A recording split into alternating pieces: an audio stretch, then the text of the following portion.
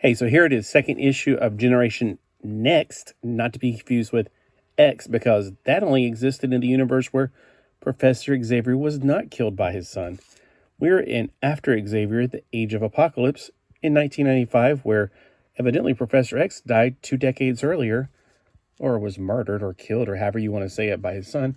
Well, in this issue, we do get a glimpse of Ilyana Rasputin, but she's not aged up like she was, of course, in the New Mutants / X-Men comics of the 80s, because that was under Professor X. So I guess she never did go to the evil underworld or whatever, where she actually aged up from being a small child of 8 to becoming a teenager, and also possessing armor, magics, all kinds of things. So I don't know how this is going to go.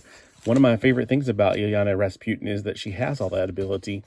She was a very complicated mutant. She didn't just have the ability to her mutant ability was, of course, to create these discs, and she can teleport from place to place going through that hellish type universe, whatever, alternate universe.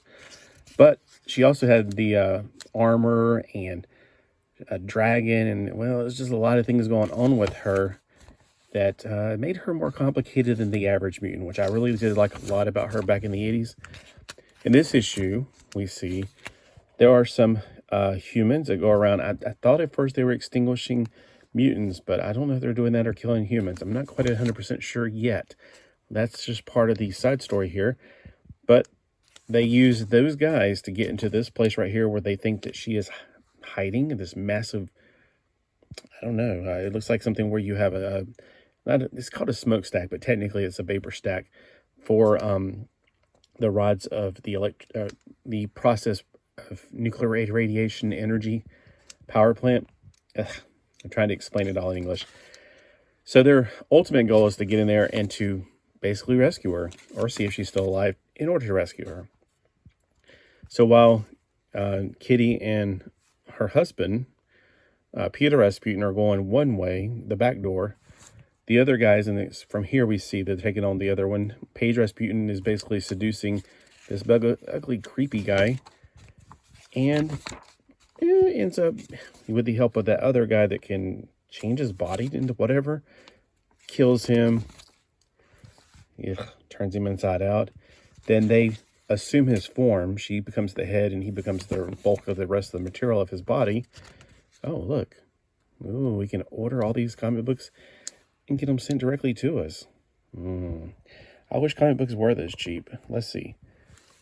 We have get your favorite title for $22. That's 1 year. That's 12 issues. So, yeah, it's a lot cheaper than it is nowadays. I don't even know if they do mail order anymore. All right, and then we got Manda, who obviously can blend in with whatever he's around. And here we got their hybrid, fake version of that guy. But we come down to the very end where we see a little bit of Ilyana Rasputin. They haven't found her yet. And that's going to be in the next issue. So it's going to be, as you can believe it, it's going to get worse. In the next issue, we're going to see what happens, how they're going to get her. Does she have any mutant abilities? Is she going to be able to time travel and save the universe as we know it? We'll have to find out in issue 3. Check back later for that one. Also, comment below if you've already read this, and if you won't be spoiling it for me. I plan on reading probably all 4 of them today. They're really exciting. But let me know if you've read it. What did you think about this series? What did you think about the Age of Apocalypse? Because every one of these that I've ever read has been fun. It's been a really fun read.